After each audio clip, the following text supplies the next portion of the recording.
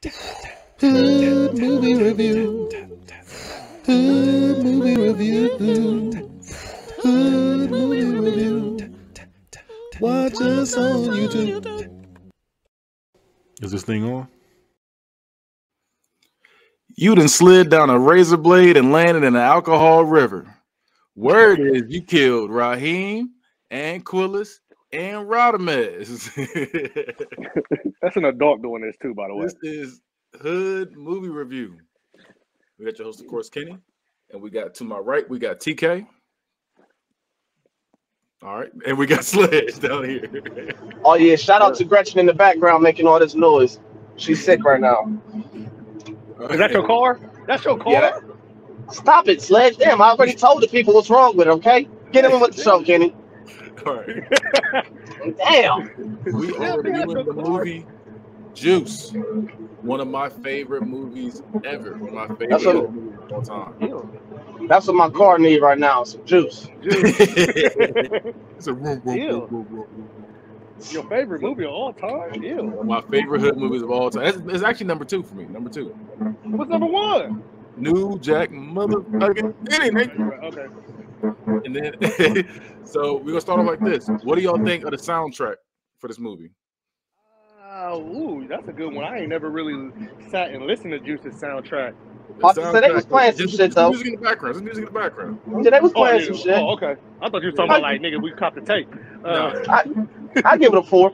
Do it 4 out of 5. Yeah, this is out of 5, by the way. It's out of 5. So I give it a 4. I'm at like 4.5. It was a good 90s soundtrack. I fuck with Q. It wasn't enough respect, dude. That's the dragon. That's what I never could get that part down, but he was going crazy. So, all right. So now we're gonna get into the actual movie review. So, movie starts off. We see them all getting ready for school, and not even getting ready for school. They get ready for the day. Because they wasn't going to school. And you see the parenting is a lot different between these four black gentlemen. We got Q. He got the nagging mom, and she's pushing him. She's like telling him, like, you know, the music thing ain't gonna work. She was like, and don't think about going to the army neither. Oh my God. That's what she said. And then speaking of army, Steele's dad is a military man.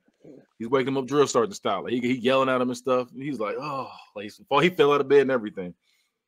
Then you got Raheem. He just light skinned as hell. He taking forever in the bathroom. Yeah. And the sister's like, I got to go to a job interview. And he's like, look, $5. It's like $5. And he charges her $5, to leave the bathroom.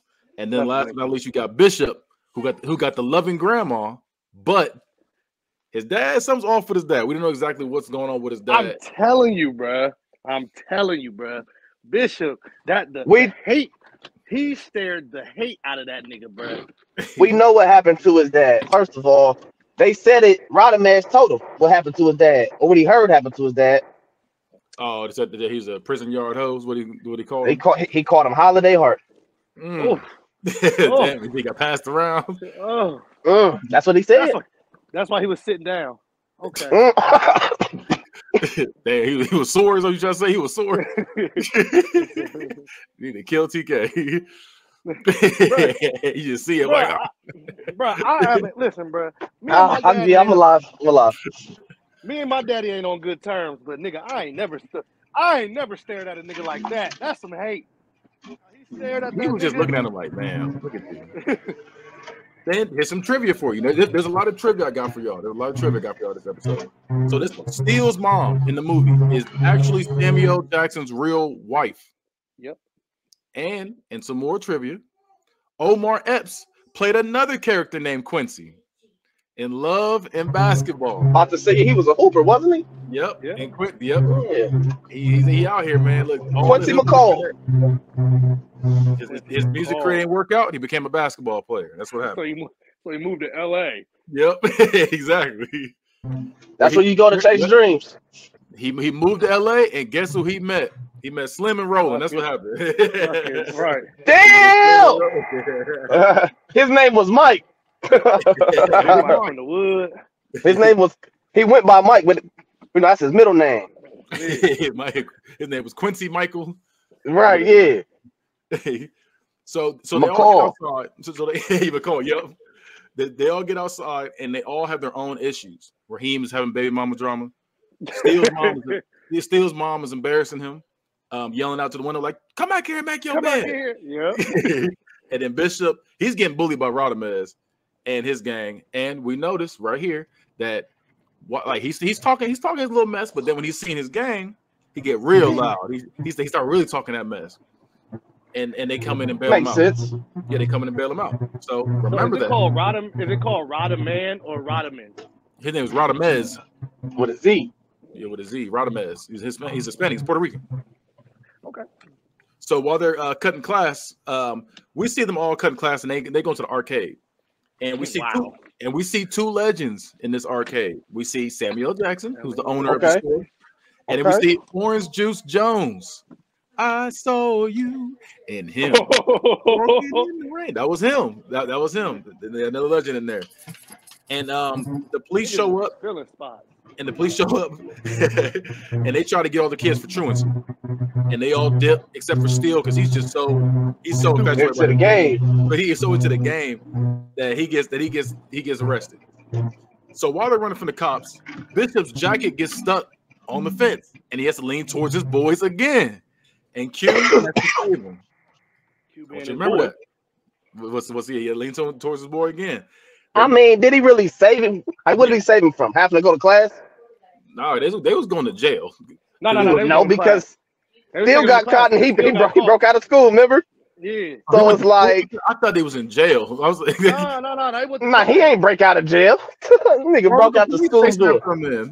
That was a truancy officer. I thought that was a. So back in the day, I got you. So back in the day, they used to when kids used to skip school, they used to just track you down and put you back in school. They didn't put you in jail. They used to track you down and just, hey nigga, you going to school.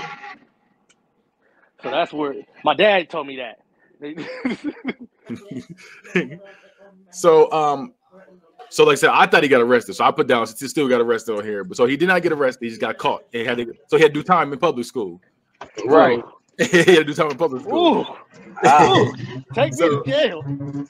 So while they're running from the cops, they leap from one building to the next as they get away. We see Steele get, I said, released from jail. So I'm saying he released from public school, and they all wait on him. They all dip out. So they made $25 from this arcade. I don't know what they did to make the $25, but they made $25. I guess they was playing people, doing whatever, making bets, and they get into some more shenanigans as they game a girl up while robbing the place blind with robbing for their records. The record store. Yeah, telling the girl with the gold tooth, that she's cute and all that stuff like that while they stealing from her. She knew damn well this was a joke. So they get to this bar and my nigga Blizzard.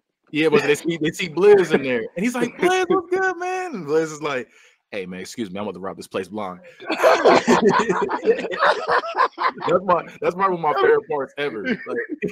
Yeah, man, yeah. Hold on real quick. Everybody get on the ground. He's old, I'm about to rob this place blind. So he says, Q, you want some of this? And he's like, nah. He says, everybody strip. Hurry up. And then he just one girl, he said, hurry up, because you look good. And if you didn't know, Eric Sermon is one of the people being robbed, by the way, if you didn't know that. Yep. And he was sitting at the bar, right? Yeah. And Q tells them that Blizz is robbing the place, and Tupac's like, man, we gotta go up in there, man. And they're like, no, you tripping. So Bishop punks Steele, and they're cooking them all food. So they all go with the 40. Yeah. So Bishop watched the movie. The movie's called White Heat, and it's an old school gangster movie, and he's too into this movie. Like Bishop is too into this movie, and the gangster ends up dying at the end. And Bishop's obsessed, and he's like, man, that's how you go out. That's how you go out type stuff. No, it's not. Right. No. Yeah, you tripping. And they end up seeing Blizz on the news was shot dead. Yeah, they shot the dead. So Bishop talks about, all they do is run. He's like, they run from old man Quillis with his pistol, Rodamez, the police. He said we should have been there. He said we should have been there. And he was like, no. He was like, if we had been there, it would have been 5 dead niggas instead of 1. So they get into a fight about this, which, in my opinion, I thought that was a weird thing to fight about. So they're friends. Yeah, it was just a weird fight. I don't know if they were really friends, but go ahead. No, they were friends. No, they were friends. Yeah, it was their friends. So in the beginning, they were friends. Or they called themselves friends. How about that, TK? Okay, I like that better. Let's go with that. So they're breaking. So in this fight, they break like Steele's mom's vases. And you know why? Your ass ain't supposed to be at home, motherfucker. Yeah, well, see, they was breaking vases. They was got to the food. He's like, man, that's my mom's vase. He's like, shut the fuck up. So he starts going in, and so Raheem is like tired of the fight, and he's like, hey, he's like, we done with this. He's like, and he makes him hug it out. So and Tupac gave that weak ass hug. He was like he was salty, like. And a little bit of trivia: Jermaine Hopkins, who plays Steele, he pranked Tupac in real life and told him he was fired from the movie. Like he got fired from the movie, and they got into a physical altercation about this when he found out it wasn't true. Hey, bro, Pac was this so he played his role. Oh no! Yeah, I got some more. He was acting up for this movie. He was acting up. So Q talks about making some real money, and because they were bragging about the little $25 they made at the arcade. He's like, bro, I'm about to make some real money. He's like, I'm about to join this DJ competition. And they're like, man, ain't nobody worry about no DJ competition. Like they playing them for real.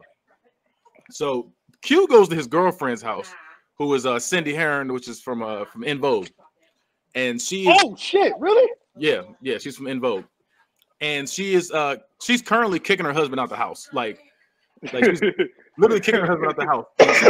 He's getting his stuff packed up, and he's trying to punk Q the whole time.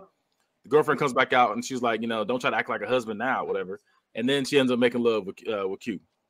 Hot making love. That's wild. That's wild. So my wife is kicking me out to make love to a young nigga. Oh my god, I'm fucked. That's wild, ain't it? That's wild. It's the circle of life. I'm fucked up hey nigga, I'm fucked up in the head. So Raheem talks to Q about a meeting they're going to have, and Q's like, I can't do it. I got a DJ audition. And we see Q practicing his DJ skills. Like he's going crazy in the room. Like, no, he's not even practicing. He's actually recording. Actually, my fault. I said practicing. He's actually recording the DJ set. And if you didn't know, Omar Epps actually learned how to DJ before production, so that is really him DJing. And then we get a random Flex cameo. We get random Flex Anderson. Yeah, Flex Anderson. Hey, Flex Anderson was the man in the 90s, though. Flex Anderson was the man random. He just popped up in there like, I don't know. He ends up becoming Michael Jackson later on in the movie. If you don't know. I thought he was playing basketball. No. He died. He gets hurt playing basketball, doesn't he? Yeah, he gets thrown against the backboard. So then after that, he became Michael Jackson. He turned to his music career after that. Yeah, because he turned into a ghost. He got real pale white. He turned into a ghost. I thought that makes sense. I thought Flex went into acting after basketball. No, he played one-on-one, then had a show called One-on-One. Oh, I like that. Random facts. So we get that random Flex cameo, and Queen Latifah, she gets her little cameo in too. She's roasting him like his DJ skills. She's like, "You suck. You suck. You a fool for putting that song together." Like she was going in on him. Only a fool would mix the way you do. So Q plays his audition tape, and she's feeling it. She's like, "Ooh, you local." She's feeling it though. She's like, "You local, boy. She's local." So after that, he's walking home, and Samuel Jackson stops him. He's like, "Man, I heard you going into the DJ competition. I heard you got in." He's like, "What?" We find he got his ears to the streets at all times. He always got his ears to the streets. Why is your old ass interacting with these kids? Why is your old ass interacting with these kids? Like he run an arcade. Because I was about to say, he run an arcade. He make his money off them. They always that's his clientele. Give you money. They cut school to give you money. Respect. So, at what point do you just say, "Let me be an adult. Take your asses to school"? You don't, because he was the one telling the boys was coming. He said, "Hey, they coming." They coming. He did. He gave him a warning. About to say, "Hey, come back tomorrow." So Q talks to the group, and they reveal the plan of robbing Old Man Quilla's corner store, and they're doing it Saturday. Q says he isn't missing that. He's like, I'm not missing this for nobody. And he's like, guess you're going to miss it then. Like Q was like, guess you got not that Q, but Bishop was like, guess you're going to miss it then. He's like, yeah. He said, when did we even decide this? He was like, he said, when did we even decide we was going to do this? And he was like, when he was at his audition. Appointment. He said, well, the appointment. And then he was like, yeah. He said, wait, why does he get to keep the gun? He said, because I already got it. Always got it. Right there, I'd have been like, hey, fellas, I don't know about this. He's like, you know what? Something's off with him. So Raheem says, well, I guess we got an alibi then, since you got the DJ competition. We'll just say we're there. No, you don't. And look, because that part, I will say that this part makes no sense when we get to that. So as you know, we get to DJ competition. He's doing his thing, and you know he's walking down, and he sees them all standing there looking. They're like, "Come on!" They're like, "Come on!" You know what you about to do? They got it. You know it. They're like, "You ready?" They let the up to no good. Excuse me. Don't you know no good? Don't you know no good? So they they're up to no good. So they rob the store, and Bishop shoots Old Man Coolest in the back of the head for no reason. For no fucking reason. No, he made a move. So he shot it back in the head. And if you don't know, in real life too, the blanks, he shot a blank and he actually hit him with the blanks. So you can see the actual powder like hit him in his neck. So he actually got shot for real with that with that blank. Tupac was a motherfucker.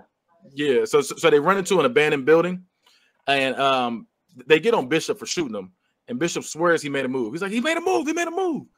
And they said they got to get rid of the gun. And Bishop's like, nah. I'm gonna hold on to this. Yeah, I'm gonna hold on to it. And then he points the gun at Raheem, and Raheem rushes him. And they fight. It wasn't really a fight. They were just kind of holding each other. It was just kind of. It was a scuffle. It was it was an altercation.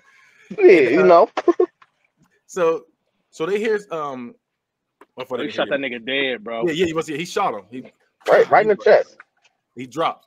So they hear someone yell, "Hey, what's going on down there?" And they all dip. Bishop is leaving too, and then doubles back and takes the money from him, and Raheem grabs him. That's fucked up. And he just dropped, and Bishop rips himself away. So when they run off to hide in another abandoned building, and Bishop is like, "Hey, let's see how much money we made." So he's just like, right. He just hit this nigga, like, whoa, still in there crying and shit. Yeah, he was. The other two are looking at him like, "Bro, you just killed our boy." Like, no, bro. And Bishop, you just mad. He's looking like what? Like he can't look like what? Like they looking at him like you just killed 2 people. Yeah, exactly. In less than 10 minutes. In less than 10 minutes.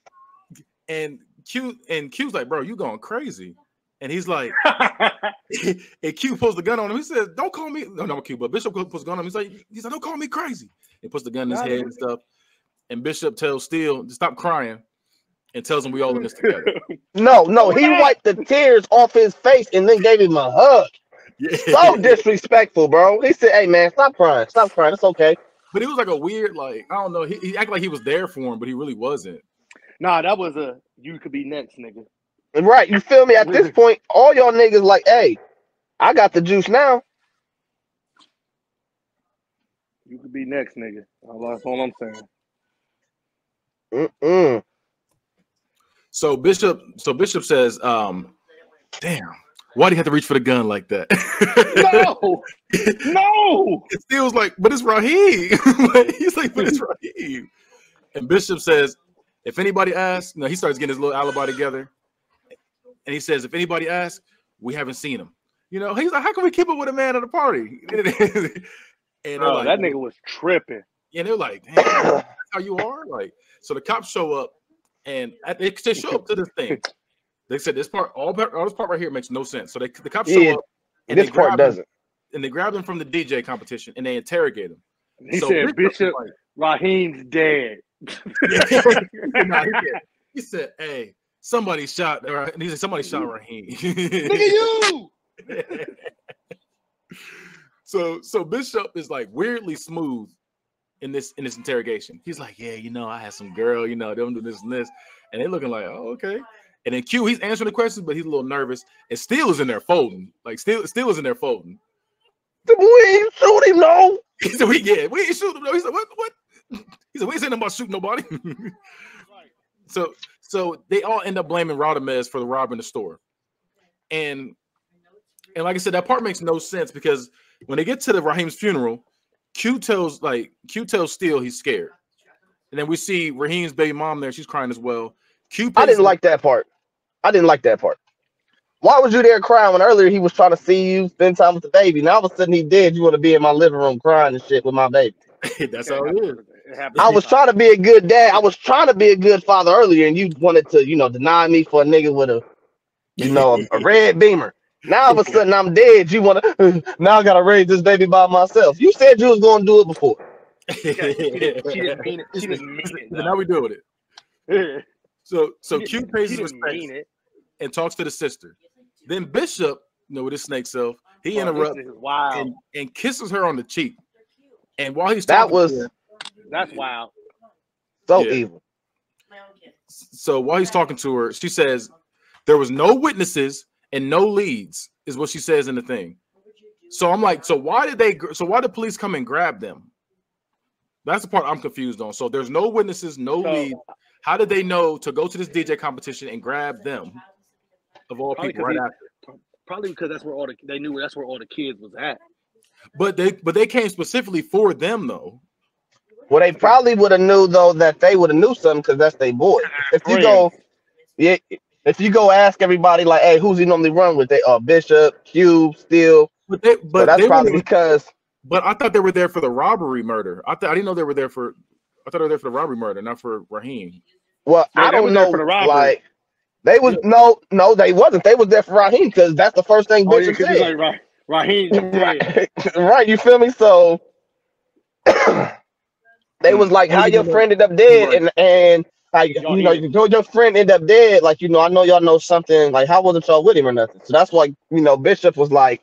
He went with a female. I can't keep up with that man and all that shit. Which, all that's, cool and shit. But it's like he was just too happy during those interrogations for the police to not know he was up to something. That's what I'm saying. He was too smooth. And that's why I said I feel like Steele could have been better. Like, I feel like Steele showed it off the most because it's like, damn, my nigga dead. He in there really feeling that. Wasn't nobody else feeling it. Like, Well, it wasn't like. It wasn't like the same cops that catch these niggas all the time. He just kind of had to step up because he's like, well, Steele ain't gonna step up. He crying and stuff. He's like, I gotta be the one to buck up to what's his name, to Bishop at this point. Because so are these the same cops that get these niggas all the time though? No. These are different. These are murder investigators. These murder investigators right here. Homicide. Robbery, homicide. It was robbery, homicide. Homicide. So Bishop, so like I said, she said, no witnesses, no leads. Then Bishop stops the mom and says Raheem was one of his best friends. Was like a brother. It was like a brother to me. And he says, if there's anything I can do, I'm here. And then he hugs her, and he's staring Q down as he's hugging her. Just evil. We got to kill this nigga now. Yeah, he was tripping. So they cut the Q talking to his little brother, played by Junior from My Wife and Kids. I don't know if y'all noticed that. Hey Junior. Man, I could tell that was him. Yeah, that was. He got that same head. Yep. So Bishop is outside the house and he's calling for Q. And Q tells his brother, he's like, nah, Bishop asked him not here. Yeah, tell him not here. So Q goes to the school for the first time in forever because he don't even know his locker combination. Remember, he didn't know his locker combination. And they was laughing at him, right? Yeah, because the one dude he said, damn, been that long? Yeah, that was dude from Scrubs. That was Petey. Yeah, it was Petey. Yep. You're killing me, Petey. You killing me. Yeah, that was him. If you don't know, it's funny thing is him and Q end up being doctors on shows too. And Bishop confronts Q at school. I thought Q was a head coach now. Well, I was talking about the show House. I know. I was talking about Mike Thomas. Oh, nigga. So Bishop confronts Q at the school, and we get the legendary scene. Bishop puts the scare into him. And Q calls him crazy again. And Bishop says, you know what? When you said that last time, I was kind of tripping, right? But now, you're right. I am crazy. But you know what else? I don't give a fuck. I don't give a fuck about you. I don't give a fuck about Steele. and I don't give a fuck about Raheem either. I don't give a fuck about myself.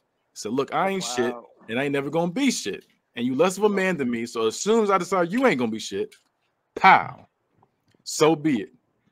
You remember that, motherfucker, because I'm the one you don't need to worry. He said, y'all because I'm the one y'all need to be worried about, partner.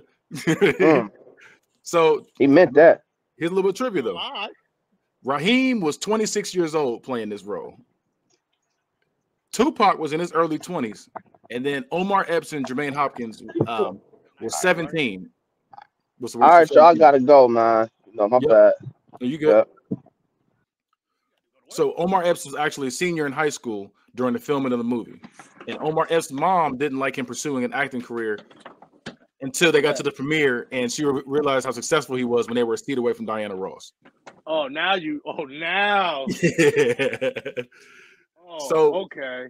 Steele reveals how Bishop came up to him and saying, you know, he got the juice now, and if anybody got any problems, they're gonna end up like Raheem or Quillis, which is wild. That's so, which is wild. He's like, man, you out here gloating. So Radamez confronts Bishop about snitching to the cops on him, and he says, he said, you don't have Raheem to have your back anymore. And while he's being pressed, Q and Steele walk up, and Bishop looks at him like old times, like, yeah, they're coming to help me. And they dipped on him. So he gets pissed off and he fights. Police show up, everybody scatters. Bishop finds Radamez and he shoots him. Shoots him a couple times. Like, God, Riverside, motherfucker. Q ends up going to Sweets for a gun. He tries to get a gun for $25. And she's like, look, you can't even get a slingshot with that. And she ends up giving him a gun. She ends up giving him a gun because she's cool with his mom. Who is Sweets? That was the old lady. That was the old light-skinned lady when they got to the she owned like a nightclub. Oh yeah, okay. So Q goes to his girl's house and he tells her, he knows who did it. And Steele's with Bishop during this, and he calls Q because he's scared. But Bishop walks up on him and he yells, "Who is that?" And snatches the phone from him. but when he tries to listen, he don't hear anything. He's just sitting there like. And Q's going to go see what's going on. Bishop takes Steele to another abandoned warehouse and shoots him. Then Bishop tells Samuel Jackson that he's worried about Q. He said he don't know what he might do to Steele. He's like, I'm going to defend myself. I'm going to defend myself, if worse comes to worse. So he already got his alibi going. So we see Steele, he get up all bloody and he's walking down the alley, still showing he's alive. And then we see him go in the ambulance truck in a stretcher. And one girl points at Q. She's like, oh, there you go right there. There you go right there. So it's assumed that he was blamed for the shooting and he's running away. As Bishop was watching from like a tower or something. I don't know where he was. Yeah, he was on top of a building like a damn villain. So Q tells Samuel Jackson to deliver a message. He tells him to deliver a message to Bishop to meet up with him. And when he's out there like waiting on him, Q throws the gun he got in the river. He throws the gun he had, which made no sense to me. Bishop comes about free. Yeah, but still though, you still need to defend yourself. And Bishop comes out the darkness like a horror movie, and he pulls the gun on him and tells him, "I heard you got a gun." And Bishop reveals tells him he's gonna kill him, and he already got his alibi saying, I heard you was like here killing people, and I had to. How the fuck did you know I had a gun? The streets talk. It was in streets talk. Streets do talk. He even tells him, he said, "You the past, bro. My time is now. You ready to die?" My God. Yeah, he was tripping. They fight. Q runs off and goes into an elevator. Bishop follows, and Q says, "What you gonna do? Shoot me in the elevator?" And what the fuck did he do? He shot on video. This crowded elevator, and they fight as everyone's in the elevator like disperses. A random dude just picks the gun up and he just puts it in his shirt. Puts it in his pocket. And they end up in the club. And Bishop spots Q. No, Q spots Bishop. My fault. And Bishop runs away from him. And they now at this point they're at the rooftop where they fight it out one last time. Bishop is about to fall off the roof, and Q catches him. And Bishop says, "Don't let me die, Q. Don't let me die, Q." Now you need me. So everyone's on the roof now as he drops to his death. And then one guy goes up to Q and he goes, "You got the juice now." I don't think this is the right time to say that, but And he goes, "Nah." And then we get the freeze frame. I just don't feel like that was the right time. Out of all the times you could have said it. Yeah, that wasn't it. And so we get the freeze frame, and we see the crew in a flashback walking together in happier times, as the movie ends. And we hear, "Hey, DJ GQ, play something for us." Play something for us. We get the end credits music. And last little bit of trivia: Tupac auditioned for the role of Q, but after throwing a chair in the audition, they said, "We got another role for you." Hey, you know what? You know what? We got something better in mind. We got something else in mind for you. So we had audition twice. Okay, so that's the end of the movie right there. I wouldn't even made the nigga audition. That's in the movie right there. And so now we get to the point where we do a little bit of, we do a little rating. So we're gonna rate the love interest of the movie. She was pretty. Yeah, for a basic 90s chick. Yeah, this out of 5. Out of 5. I'll give her a 4 because she really wasn't I'll give her a 3.5. 3.5. I'm with you. I'm at a 3.5 as well. Who was the most redeemable character in this movie? Redeemable? Yeah, who's the most redeemable? Raheem. Yeah, Raheem. Yeah, Raheem. I just feel like Raheem in the beginning, from jump, Raheem was the oldest, and you could tell. I don't know if the baby gave it away. He had to mature quick. He had to mature quick. So, Raheem knew, like, I gotta get my shit together. You know what I'm saying? Like, he knew. You know what I'm saying? But you still stuck in your ways. So it is what it is. And I just think, Q was already gonna be cute. You know what I'm saying? And still was just a good kid, and he just tried to fit in. Yeah. But Q was gonna be cute. Raheem was really fucked up in the game, low key. That nigga, you got babies and shit. You ain't got no job. They were all happy to split $25. Hey, Raheem were all happy with that. Raheem was fucked up in the game. So what do you think? What do you think the most gangster scene of the movie is? Raheem's dead. Bruh, did you not just kill this man? Just kill this man? Actually, that song was in the movie. What song? Here is something you can't understand. I can just kill a man. Yeah, that's exactly what they played too. Yeah, that was in the movie. He said, "Yo, Raheem is dead. Somebody shot him." What, nigga? Raheem is dead. Somebody shot him. Nigga, yeah, what? I gotta go with that. I gotta agree with that because that's nigga. Wild, bro. Kenny, that would throw you off, bro. Like, because like that right there, bro. That right there have us all fucked up in the game. Like, I should have been like, "Oh yeah, they did it." That's wild because like not only like because that's your boy. Like not only is like because that's wild. Like just imagine like if you killed a man already, that's already crazy. You come back like. Pretend like, man, he really died for real. Like, so somebody shot him. But to do that about your boy, you're one of your best friends. Bro, you seen this nigga get killed in 4K. And it's not even like they had time to grieve. It was the same night. Yeah. They didn't have time to grieve. He had to go right back in there and do the rest of that DJ set. I told you, it was in 10 minutes, bro. Within 20 minutes. This nigga was acting a fucking plum-ass fucking fool, bro. I said, yes. Oh, Bishop was tripping. All because of the Rider Man? Bro, we could have really handled that. No, that wasn't the main reason why. He was already off. They showed he was off from the beginning of the movie. It just took that one robbery because he had that gun fever, is what they call it, gun fever. He had a gun in the hand. He got trigger happy, so he just started shooting people. So that's what that was. As soon as because they got away with the robbery, he just turned around and shot him for no reason. Shot him right in the back of the head. And they were like, "What?" They all looked at him like, "What are you doing?" Like, nigga, we got the money. That was the whole point of the robbery. Because they had what made it worse was they had the timing down and everything. It was like, they every 3 minutes a patrol. Every 3 minutes. Yeah, every 3 minutes a patrol car comes by, which is wild that that somebody comes by and checks that place like that often for a random convenience store. That's not even like a convenience store. No. Because niggas is getting robbed, Kenny. So. I get it, but every 3 minutes, like that's wild. Niggas is getting robbed. What you want them to do? What do you? That's wild. So ain't that happened in New York too? Yeah, I think that had to be New York. Yeah, it was New York. New York in the 90s was wild, Kitty. I know, but that's still wild. So now we're gonna rate the movie out of 5. What are we rating this movie? I honestly think Juice is overrated. What? That's crazy. Okay. Like Menace to Society, Juice, Boys in the Hood, overrated. But I agree with you on Menace to Society. I agree with Menace to Society. I give Juice. To be honest with you, for a film in 1992, I'll give it a 5. That's where I'm at. You know, I love that movie. I'm at a 5 as well. I'll give it a 5 because I think that was before Boys in the Hood. I think Juice came out before Boys in the Hood. And I think Boys in the Hood came out first because I think that was the first Hood movie. You think so? I think Juice was. Look that up. Look that up right now. So Boys in the Hood came out in 91. Right. July 12th, they both came out in 91.